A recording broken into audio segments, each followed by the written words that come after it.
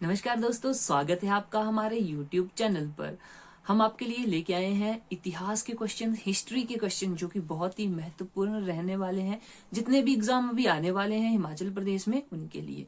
अब देखो, आपका 10 तारीख को HRTC कंडक्टर का एग्जाम है, तो वहां पे भी इतिहास के क्वेश्चन देखने को मिलेंगे। और ये जो हम इस वीडियो में जितने भी क्वेश्चन डिस्कस करेंगे, वन लाइनर क्वेश्चन होंगे। ठीक है, क्वेश्चन आंसर सीधा और खत्म। तो यही में इसी वीडियो में से आपको क्वेश्चन एग्जाम में देखने को मिलेंगे। तो चलिए शुरू करते हैं। हमारा आज का क्वेश्चन नंबर 1, ये देखो, इतिहास के आरंभिक काल को क्या कहा जाता है? इतिहास के आरंभिक काल को पूरा पाषाण काल कहा जाता है। तो ये बात ध्यान में रखनी है, इंपॉर्टेंट क्वेश्चन बनता है। नेक्स्ट देखो, भारत में सबसे पुराना लोहा युग जुड़ा हुआ है। तो देखो, लौह युग में क्या हुआ, क्या हमें मिले हैं यहाँ पे? चित्रित धूसर मृदभांड यानी कि मिट्टी से बने हुए बर्तन हमें देखने को मिले हैं। ठीक, उसके बाद है, किस काल में पत्थर के औजार सबसे पहले पाए गए थे? पत्थर के औजार तो पूरा पाषाण काल में। पाषाण का मतलब ही पत्थर होता है, तो ऐसा समय जब हम पत्थरों का उपयोग करते थे। तो इसका आंसर भी बिल्कुल सही हो जाएगा, पूरा पाषाण काल।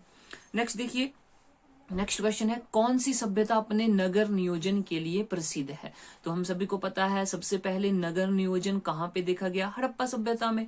हड़प्पा का जो क्षेत्र था, जो स्थल हमें मिला है, वहां पे हमें टाउन प्लानिंग, ठीक है, जो हमारे पास नगर नियोजन है, उसके बहुत सारे साक्ष्य जो हैं वो मिले हुए हैं। तो इस क्वेश्चन का भी सही आंसर क्या हो जाएगा? सिंधु घाटी सभ्यता। ठीक है, नेक्स्ट देखिए, सिंधु घाटी सभ्यता कौन सा स्थान सिंधु नदी के किनारे स्थित है? सिंधु नदी के किनारे मोहनजोदड़ो बिल्कुल सही रहेगा। आगे है, मोहनजोदड़ो का स्थानीय नाम क्या था? तो मोहनजोदड़ो को और कौन से नाम से हम जानते हैं? तो इसका सही आंसर क्या हो जाएगा? मृतकों का टीला। बहुत बार एग्जाम में क्वेश्चन पूछा गया है, लगभग हर एक एग्जाम में हमें ये क्वेश्चन देखने को मिलता है। और सिंधु घाटी सभ्यता से एक ना एक प्रश्न तो हमें देखने को मिलता ही है। ठीक है, तो मृतकों का टीला बिल्कुल सही आंसर हो जाएगा इस क्वेश्चन के लिए। नेक्स्ट देखो, विशाल स्नानागार कहाँ मिले थे?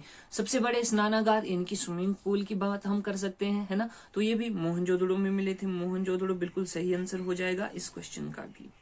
नेक्स्ट देखो, देवी माता की पूजा संबंधित थी। देवी माता की पूजा कहाँ पे की जाती थी? तो सिंधु घाटी सभ्यता में। तो ऑप्शन ये जो है सिंधु घाटी सभ्यता बिल्कुल सही आंसर होगा। नेक्स्ट देख लीजिए, लोथल नाम किस स्थान का जहाजी मालागार था? यानी कि ये क्वेश्चन पूछा जाता है कि सिंधु घाटी सभ्यता में जो है एक स्थल मिला है जहां पे बंदरगाह देखने को मिलता है। ये बंदरगाह कौन से स्थान पर मिला है? तो इसका बिल्कुल सही आंसर जो है हमारे पास हो जाएगा सिंधु घाटी। और लोथल उस जगह का नाम है। लोथल में जो है वो बंदरगाह देखने को मिला था। बहुत इंपॉर्टेंट क्वेश्चन है, रिपीटेड क्वेश्चन है। देखो आगे, सिंधु घाटी सभ्यता में कालीबंगा किसके लिए प्रसिद्ध था? कालीबंगा किसके लिए प्रसिद्ध था? तो मिट्टी के बर्तनों के लिए। या हम बोल सकते हैं कि वहां पे हमें काले रंग की चूड़ियां भी मिली हैं, काले रंग की चूड़ियां। ठीक है, तो ये आपको ध्यान में बात रखनी है। आगे है, वैदिक आर्यों का प्रमुख भोजन था। जो वैदिक आर्य थे वो भोजन के लिए क्या यूज करते थे? तो दूध और इसके बने हुए उत्पाद, वो सारे क्या थे? शाकाहारी थे, कोई भी मांस का प्रयोग नहीं करता था। और ये बात हो रही है वैदिक आर्यों की, तो यहाँ पे दूध और इसके उत्पाद बिल्कुल सही रहेगा। नेक्स्ट देखो, वैदिक लोगों द्वारा किस धातु का प्रयोग पहले किया गया? वैदिक लोगों द्वारा पहले जो है वो तांबे का यूज किया गया था, तो यहाँ पे तांबा बिल्कुल सही ऑप्शन रहेगा। आगे है, किन 3 वेदों को संयुक्त रूप से वेद त्रयी कहा जाता है? ये भी बहुत इंपॉर्टेंट क्वेश्चन है। वेद त्रयी किसको कहा जाता है? ऋग्वेद, सामवेद, यजुर्वेद। तो यहाँ पे ये बिल्कुल सही रहेगा। नेक्स्ट देखो, आर्य और आर्यों पूर्व के साथ अपने संघर्षों में सफल रहे। ठीक है, आर्यों पूर्वों के साथ अपने संघर्ष में सफल रहे क्योंकि उन्होंने घोड़े द्वारा चलाए जा रहे रथों का प्रयोग किया था। ठीक है, तो उन्होंने रथ जो है रथों का प्रयोग किया था, इसलिए वो बहुत ही सफल रहे थे, घोड़े द्वारा चलाए गए रथों का प्रयोग। आगे देखो, नेक्स्ट देखो, ऋग्वेद आर्य पशुचारी लोग थे। ठीक है, ऋग्वेद में जिन आर्यों का वर्णन हमें मिलता था वह पशुचारी लोग हैं, यानी कि पशुओं को चराते थे। पशुओं से जो उत्पाद मिलते थे, जैसे दूध हो गया, इसके उत्पाद थे, उनका यूज करते थे वो खाने के लिए। आगे बोला, इस तथ्य से पुष्ट होता है, इससे हमें क्या पता लगता है कि ऋग्वेद में गाय के अनेक सरधर्म, अधिकांश युद्ध गायों के लिए लड़े जाते थे। पुरोहित को दिए जाने वाला उपहार गाय होती थी, ना कि जमीनें। तो गाय जो है वो उस समय सबसे महत्वपूर्ण या सबसे कीमती चीज मानी जाती है। और आपको पता है कि हमारी माता भी गौ माता है, तो वहीं से जो है ये बात आती है कि गाय जो है एक पूजनीय पशु है। और आपको पता होगा कि गाय को अघन्या भी बोला जाता था, यानी कि ना मारने योग्य पशु। ये बात भी आपने ध्यान में रखनी है। नेक्स्ट देखिए, आर्यन जनजातियों की प्राचीनतम बस्ती कहाँ है? तो सबसे पहले आर्यन जो है उनकी बस्ती कहाँ थी? सप्त सिंधु प्रदेश की हम बात करते हैं, यानी कि ये वही प्रदेश है जो कि हमारा जम्मू कश्मीर या फिर हम बोल सकते हैं कि अफगान वाला जो स्थान, अफगानिस्तान वाला स्थान है ना, वहां को। आगे देखो, राज्याभिषेक समारोह का विवरण किसमें दिया गया है? तो तृत ब्राह्मण, ये जो एक ग्रंथ है, ब्राह्मण ग्रंथ है एक, उसमें जो ये बात करी गई है। आगे है, प्रसिद्ध गायत्री मंत्र कहाँ से लिया गया है? तो आप सभी को पता है ऋग्वेद। ऋग्वेद के कौन से मंडल से ये गायत्री मंत्र लिया गया है? ये भी इंपॉर्टेंट क्वेश्चन पूछा जाता है। ठीक है, तो ये जो तृतीय मंडल है, तीसरा मंडल है, वहां से लिया गया है। और किसके लिए समर्पित है? ये भी बहुत ज्यादा इंपॉर्टेंट क्वेश्चन बनता है। तो ये किसके लिए समर्पित है? यह है हमारे जो भगवान सूर्य देवता के लिए समर्पित है। आगे देखो, किस विदुषी ने वाद विवाद में अजय याज्ञवल्क्य को चुनौती दी थी? याज्ञवल्क्य एक बहुत ही इंटेलिजेंट या नॉलेजेबल पर्सन हुआ करते थे, उनको एक महिला ने चुनौती दी थी वाद विवाद के लिए। तो ये गार्गी थी, इनका नाम गार्गी था। ये भी बात ध्यान में रखनी है। आगे है, गौतम बुद्ध का जन्म स्थान किसके द्वारा अंकित किया जाता है? किसके द्वारा अंकित किया जाता है? तो ये अशोक मौर्य का जो एक स्तंभ है, रुमिनदेई जो हमारा स्तंभ है, वहां पे हमें पता चलता है किसके बारे में? गौतम बुद्ध के जन्म के बारे में। आगे देखो, प्रथम बौद्ध परिषद कहाँ आयोजित की गई थी? तो ये राजगृह में आयोजित की गई थी। बहुत ही इंपॉर्टेंट क्वेश्चन रहता है। आगे है, बुद्ध का अर्थ क्या है? तो बुद्ध का अर्थ है ज्ञान की प्राप्ति या ज्ञान प्राप्ति, बुद्ध, एनलाइटमेंट। ओके, आगे है, बौद्ध धर्म ने समाज के दो वर्गों को अपने साथ जोड़कर एक महत्वपूर्ण प्रभाव छोड़ा था। और ये वर्ग कौन कौन से थे? तो देखो, स्त्रियों और जो शूद्र थे उनको जोड़ा था बौद्ध धर्म ने, क्योंकि जो हमारे पास पहले जो धर्म थे, बौद्ध धर्म से पहले स्त्रियों को कुछ अच्छा नहीं माना जाता था और शूद्रों के साथ अच्छा व्यवहार नहीं किया जाता था। तो इन बौद्ध धर्म ने इन दोनों को क्या किया? आपस में जोड़ लिया, अपने साथ जोड़ लिया, और बौद्ध धर्म जो है वो काफी ऊंचाइयों को छूने लगा। तो स्त्रियां एवं शूद्र सही रहेगा। आगे देखो, बौद्ध धर्म किन मतों पर विश्वास करता था? तो ये बोलता था कि दुनिया दुखों से भरी है, यदि इच्छाओं पर काबू पा लिया जाए तो निर्वाण मिल जाएगा। लोगों को दुख उनकी इच्छाओं के कारण होते हैं, तो इच्छाएं ही मनुष्य के जो दुख हैं उनका कारण है। आगे देखो, नेक्स्ट हमारे पास आ जाता है, प्रारंभिक बौद्ध धर्म ग्रंथों की रचना किसमें की गई थी? तो ये भी ध्यान में बात रखनी है, पाली में। पाली भाषा में पहले जो ग्रंथ लिखे गए थे बौद्ध धर्म के, उनकी रचना की गई थी। अगला, भारत में सबसे बाद में उत्पन्न होने वाला बौद्ध धर्म का ग्रंथ है कौन सा है भाई? सबसे बाद में उत्पन्न होने वाला, तो ये देखो आपके सामने है, वामसाक पाकिसिनी।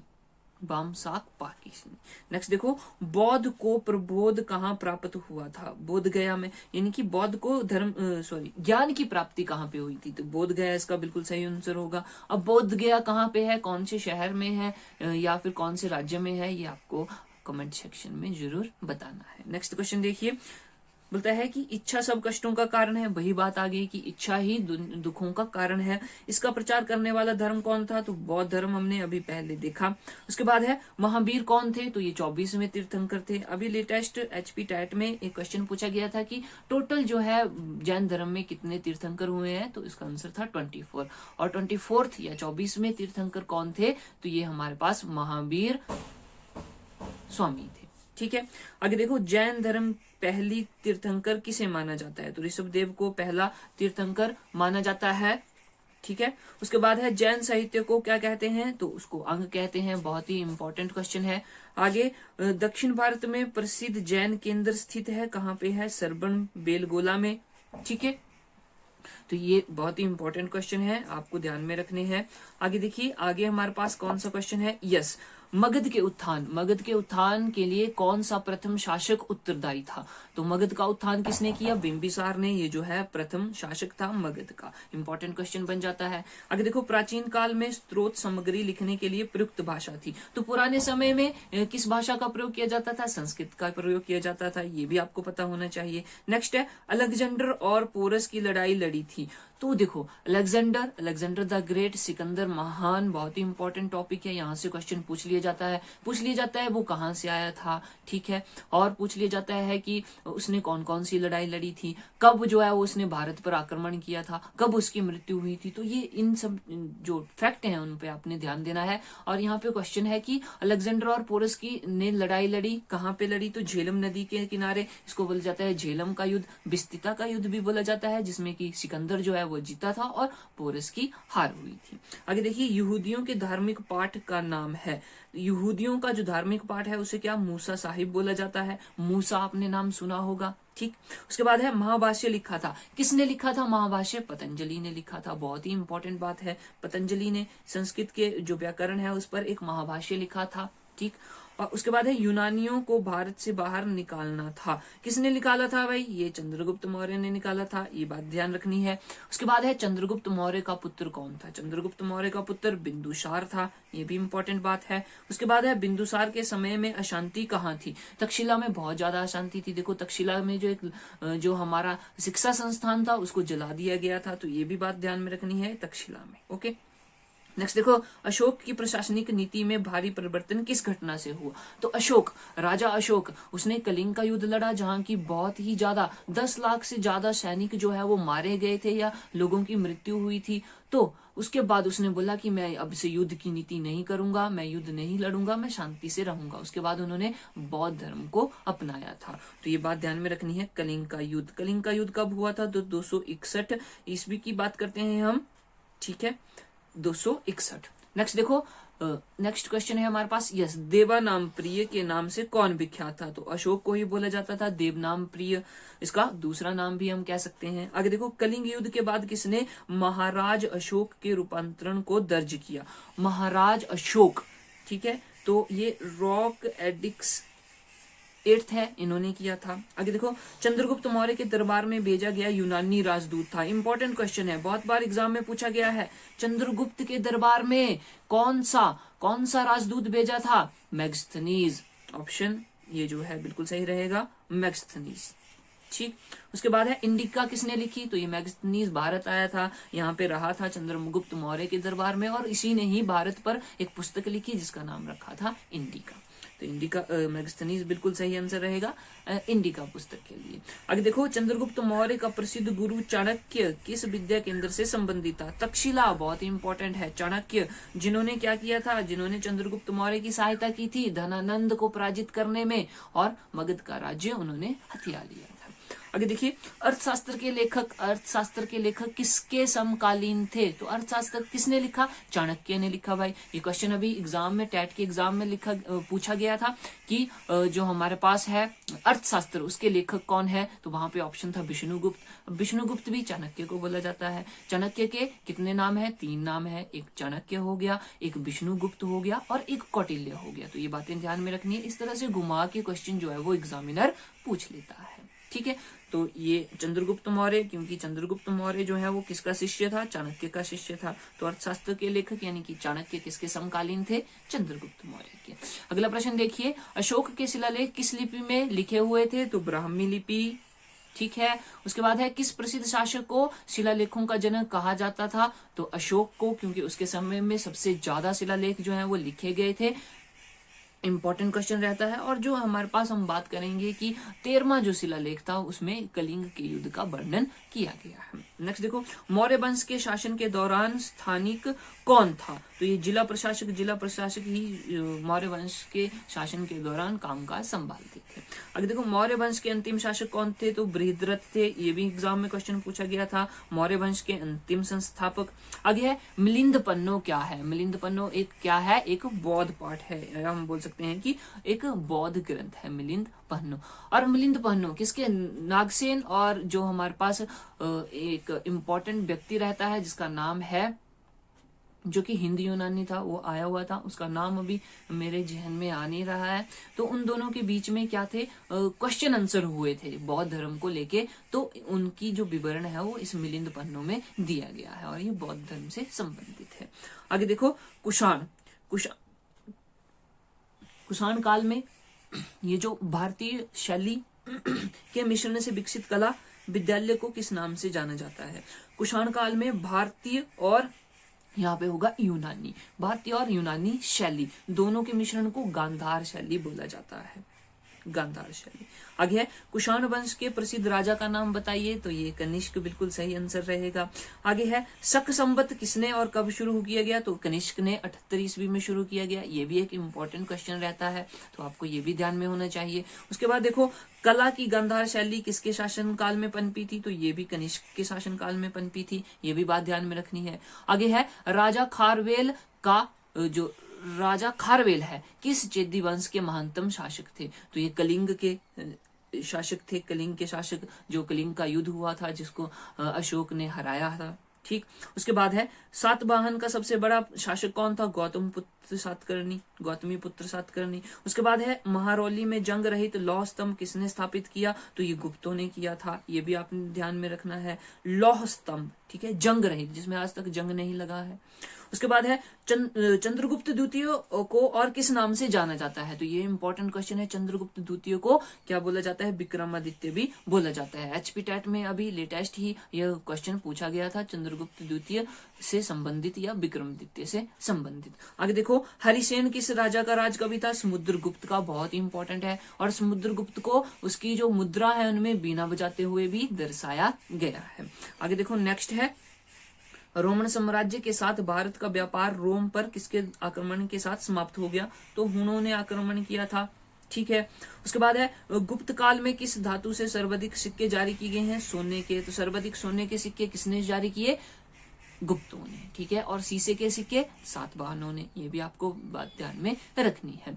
नेक्स्ट क्वेश्चन हमारे पास आ जाता है, अपनी विजयों के कारण किसको भारत का नेपोलियन कहा जाता है। इंपॉर्टेंट क्वेश्चन है, बहुत बार ये एग्जाम में पूछा गया है, भारत का नेपोलियन किसको बोला गया है, तो भाई साहब ये समुद्रगुप्त है जिसको बोला गया है।